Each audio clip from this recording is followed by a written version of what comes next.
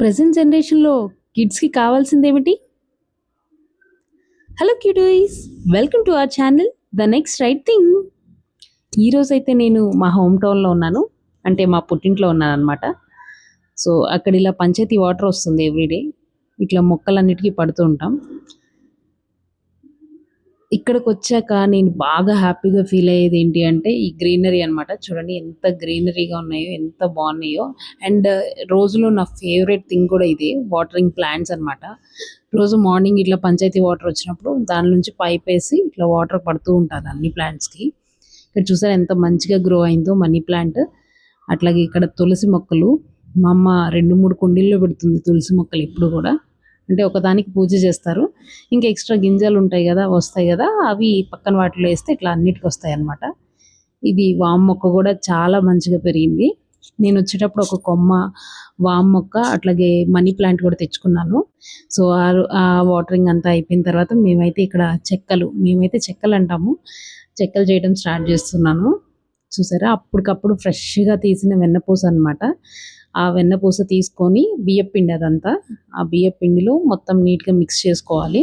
Only బియ్యపిండితోటే చేస్తాం మనం ఇది. పర్టికులర్గా కొలత అనేది ఏం లేదు. 1-2 అవర్స్ నానబెట్టిన పప్పులు అనమాట. శనగపప్పు, పెసరపప్పు అట్లా కొంచెం సగ్గుబియ్యం కూడా నానబెట్టారు.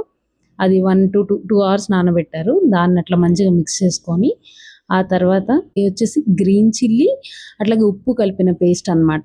దాన్ని వేసి ఆ తర్వాత వేడి నీళ్ళతో కలుపుకోవాలి పిండిని. నేను నీళ్ళని సైడ్కి పోసాను సో దట్ చేయి కాలకుండా ఉంటుందని. ఆ తర్వాత పిండంతా నీట్గా అలాగే ఈవెన్గా కూడా కలుపుకోవాలి.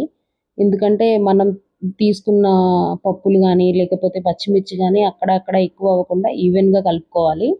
ఆ తర్వాత పిండి అంతా నీట్గా కలిపేశాక అట్లా చిన్న చిన్న ముద్దలు చేసుకొని ఆ ముద్దలా చూపిస్తున్నాను చూడండి, అలా చేసుకొని అందులోంటి ఇట్లా చిన్న చిన్న ముద్దలు చేసుకొని మనం వచ్చేసి ఇంకా చెక్కలు ఒత్తేసుకోవడమే.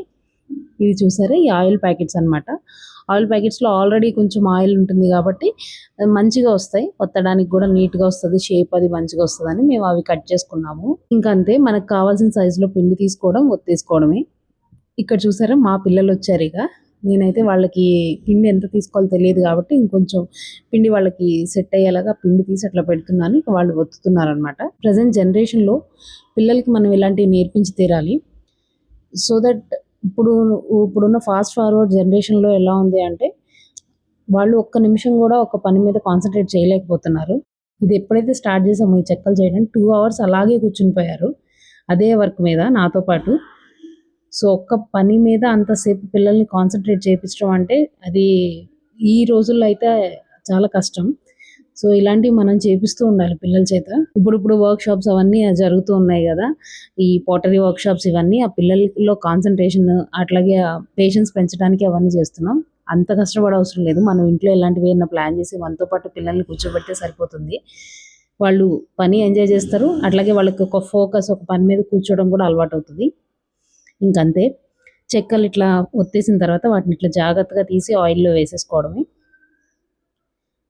మేమైతే చెక్కలు చేస్తున్నాం అక్కడ కూర్చొని. ఇంకా మా మమ్మీ అయితే ఏపుతున్నారనమాట ఇక్కడ.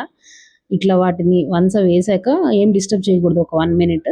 తర్వాత వాటిని అటు ఇటు తిప్పుతూ కూడా గోల్డెన్ బ్రౌన్ కలర్ వచ్చేంత వరకు కూడా వేపుకోవాలి. ఇట్లా కదపడం వల్ల ఏంటంటే అవి ఈవెన్గా కాలుతాయి అన్నమాట. ఈ చెక్కలు చేసేటప్పుడు ఎంత సన్నగా వీలైతే అంత సన్నగా ఒత్తుకోవాలి. అండ్ కొంచెం మీడియం సెగ మీద పెట్టి వేపుకోవాల్సి వస్తుంది. సో దట్ అవి మంచిగా కుక్ అవుతాయి. మంచిగా 2 వైపులా గోల్డెన్ బ్రౌన్ కలర్ వచ్చేలాగా కూడా కాల్చుకోవాల్సి ఉంటుంది. తర్వాత వీటిని చక్కగా మనం ఒక డబ్బాలో వేసుకొని స్టోర్ చేసుకుంటే ఎన్ని రోజులైనా అలాగే ఉంటాయి. వేడి మీద మూత పెట్టేయకూడదండి. వేడి కొంచెం తగ్గింది అనుకున్న తర్వాత అప్పుడు మనం మూత పెట్టేయాలి. వేడి మీద మూత పెట్టేస్తే ఏంటంటే మెత్తబడిపోయే ఛాన్స్ ఉంటుంది. చూసారా ఎంత చక్కగా గోల్డెన్ బ్రౌన్లో ఉన్నాయో.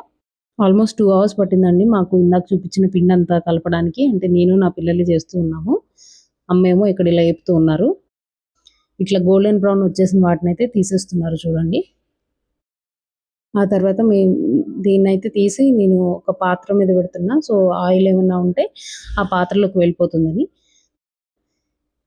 ఇంత బాగా వచ్చాయి చూడండి. ఇంక ఈవినింగ్ అయితే మా ఇంటి దగ్గర నుంచి కొంచెం ఒక 1 కిలోమీటర్ అట్లా దూరంలో ఉంటుంది కృష్ణా నది. సో అక్కడికి వెళ్ళి మంచిగా ఎంజాయ్ చేసాము. మంచిగా కాసేపు కూర్చున్నాము ఆ ఏటి గాలికి. తర్వాత అక్కడ ఇలా పిల్లలు ఆడుకునేది జంపింగ్ ఉంటుంది కదా, మా పిల్లలు అట్లాగే మా చెల్లి వాళ్ళ పాప అందరూ కలిసి కాసేపు ఆడుకున్నారు. ఒక డేనైతే మంచిగా స్పెండ్ చేసాము పిల్లలతోటి.